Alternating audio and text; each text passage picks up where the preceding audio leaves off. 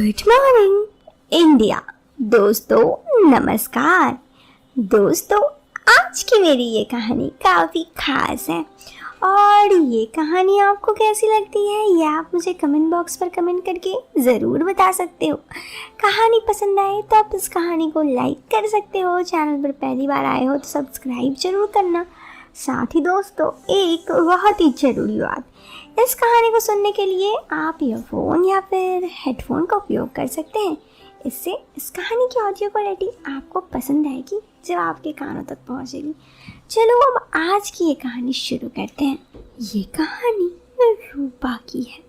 रूपा कहती है, मैं एक ऑफिस में काम करती हूँ।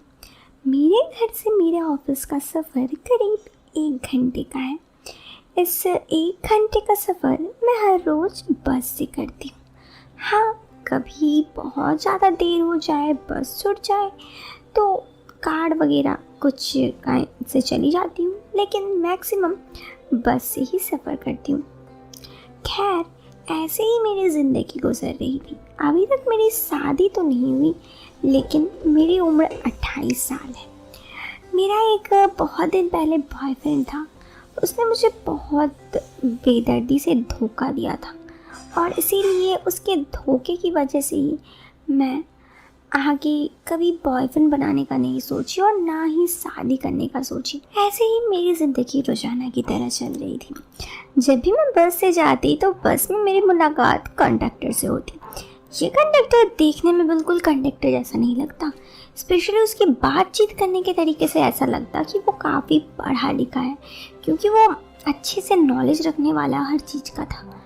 वो देखने में भी काफ़ी अट्रैक्टिव था। सच कहूँ तो मुझे उसे देखकर हल्की सी फीलिंग्स तो ज़रूर आती, लेकिन कुछ कहने का हिम्मत नहीं होता, क्योंकि मुझे लगता कि वो शायद कुछ भी हो उसके लाइफ में, मुझे उसके बारे में कुछ पता ही नहीं था। ऐसे ही समय गुजरता रहा और हर रोज़ मेरी उससे मुलाकात होती। 1-2 दिन में उसे देखती और मुस्कुरा देती। सामने से वो भी मुझे देख के मुस्कुरा देता, लेकिन हम दोनों की गुफ्तगू या बातचीत नहीं होती। मुझे ऐसा लगता कि उसके दिल में मेरे लिए ज़रूर कुछ होगा, लेकिन क्या, इस चीज़ के बारे में मुझे बिल्कुल पता नहीं। ऐसे ही समय गुजरता रहा और एक बार की बात है, एक दिन मैं अपने बस से चल रही थी। उस वक्त तो मैं उस दिन सूट पहनी हुई थी। मेरा दुपट्टा थोड़ा सा ख़राब था। उसकी नज़र इधर गई तो मैंने अपना दुपट्टा हटा दिया। फिर वो मेरी तरफ देखा तो मैं उसे हल्की सी मुस्कान दे दी। शायद उसे भी पता चल गया कि ये ग्रीन सिग्नल था। मैं गुस्साई नहीं। उसके बाद से वो हर रोज़ मुझसे ज़्यादा ही बातचीत करने लगता, फ्लर्ट करता। एक दिन मुझे बोला कि क्या बात है मैम, आज आप बिल्कुल मुरझाई हुई हो। मैंने कहा क्यों? तो उसने कहा, दूसरे दिन तो आप बिल्कुल खिली खिली रखती हो, आज देखो एकदम मुरझाई हो। उसने कहा, मैंने इस पर कहा नहीं ऐसा नहीं है। उसने कहा हाँ ऐसा तो है, मुझे ऐसा लग रहा है। और उसके बाद दोस्तों फिर क्या था, और मेरी ये बात के बाद वो फिर बोला कि नहीं कुछ तो बात है। मैंने कहा नहीं कुछ बात नहीं है। उसने कहा आप इतनी खूबसूरत हो और मुरझाई भी फूल अच्छी नहीं लगती। मैंने कहा अच्छा जी, आपको मेरे बारे में सब पता है, बहुत कुछ जानते हो। उसने कहा कि हाँ, मैं तो आपके बारे में इतना कुछ जानता हूँ कि आप भी नहीं जानती। मैंने कहा अच्छा ऐसा बात है? तो उसने कहा हाँ ऐसा ही बात है। दोस्तों फिर हम दोनों की बहुत सारी बातचीत उस दिन हुई। उसके बाद उसने मुझे कहा कि चलिए आपका और मेरा यहीं तक था, अब मिलते हैं फिर। इतना कहकर वो बाय कह के चला गया। उसके बाद मैं घर आ गई। घर पर आके मैं उसके बारे में बहुत सोच रही थी। फेस देखा तो सच में आज फेस काफ़ी डल लग रहा था। शायद वो इसीलिए ऐसा कह रहे थे कि मैं मुरझाई हुई हूँ, लेकिन मैंने कुछ नहीं बोला। दूसरे दिन मैं गई तो मुझे वो नहीं दिखे। मुझे बहुत खलबली सी मच गई। हमेशा तो वो रहते थे, आज क्यों नहीं रहे? मैंने देखा दूसरा कंडक्टर था। मैंने कहा उससे कि आज वो भाई साहब नहीं आए। तो उन्होंने कहा कि कौन? तो मैंने कहा यहाँ जो कंडक्टर रहते हैं। तो उन्होंने कहा अरे साहब। मैंने कहा वो कंडक्टर नहीं है। तो उन्होंने कहा वो काफ़ी पढ़े लिखे हैं, उन्हें बस जॉब में कुछ दिक्कतें हो रही थी, इसलिए उन्होंने अपना बस खोल के जाते हैं, वो कंडक्टर ही नहीं करते, लेकिन पता नहीं क्यों आपसे बातचीत करते वक्त ऐसा करते हैं। मैंने उनसे इस पर कहा कि अच्छा। फिर मैंने कहा तो ये बस उनका है? तो उन्होंने कहा हाँ, ये बस उनका ही है, वो भी इस बस से सफ़र करते हैं और आपसे बातचीत करते करते जाते हैं। मैं तो यहाँ पे रोज़ाना रहता हूँ। मैंने कहा मुझे लगा कि ये उन्हीं का, शायद वो कंडक्टर ही करते हैं। इस पर वो बोले नहीं, ये बस के मालिक हैं। अब मुझे समझ में आया कि क्यों वो इतने पढ़े लिखे थे, उनका ये कोई स्टार्टअप बिजनेस ही है। इस पर मैंने ज़्यादा कुछ नहीं बोला और बस आगे बढ़ गई।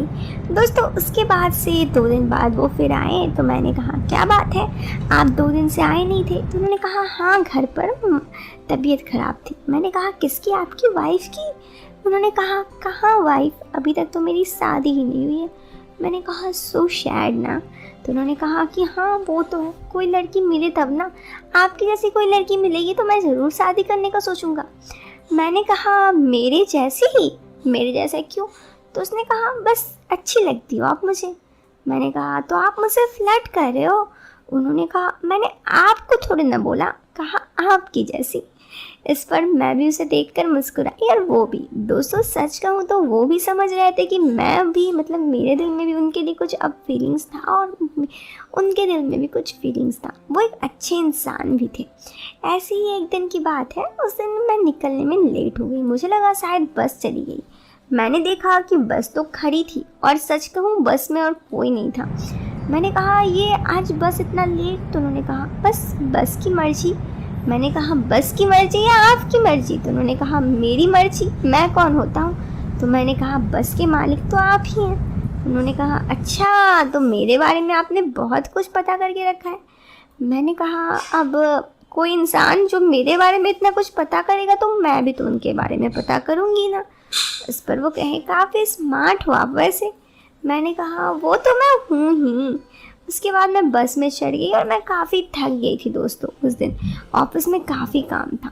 बस से में सामने ड्राइवर था और पीछे हम दोनों बैठे हुए थे। उसके बाद मैं सो गई। मेरे हल्का सा नींद खुला तो मैंने देखा वो मुझे देख रहे थे। मेरा दुपट्टा थोड़ा सही नहीं था। एक पल के लिए मुझे लगा कि दुपट्टा सही करूँ, पता नहीं फिर दिल में क्या आया कि मैंने दुपट्टे को वैसे ही रहने दिया और मैं बस देख रही थी कि क्या वो मुझे देख रहे हैं। और फिर जब उन्होंने अचानक से ये देख लिया कि मुझे पता है कि वो मुझे देख रहे हैं, फिर भी मैं कुछ नहीं कह रही हूँ, तो वो मुझे मुस्कान दिया। और फिर उस बस में कोई नहीं था, तो हम दोनों कुछ देर अच्छे से कुछ प्यार भरे पल बिताए अकेले में और किसी को पता भी नहीं चला। उसके बाद से हर रोज़ जब भी हमें बस में मौका मिलता हम दूसरे के साथ कुछ क्वालिटी टाइम ज़रूर स्पेंड करते। मुझे भी उनके साथ टाइम स्पेंड करने में अच्छा लगता, उन्हें भी। और लेकिन ना ही मैं उनसे शादी करने के बारे में सोचती हूँ ना कि वो।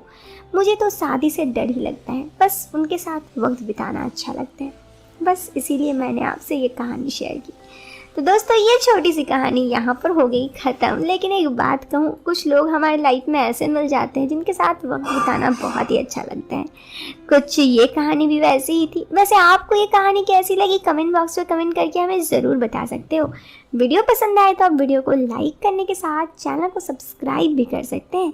मैं मिलती हूँ आपसे फिर एक नए वीडियो में एक नए और इंटरेस्टिंग टॉपिक के साथ। तब तक के लिए बाय बाय, टेक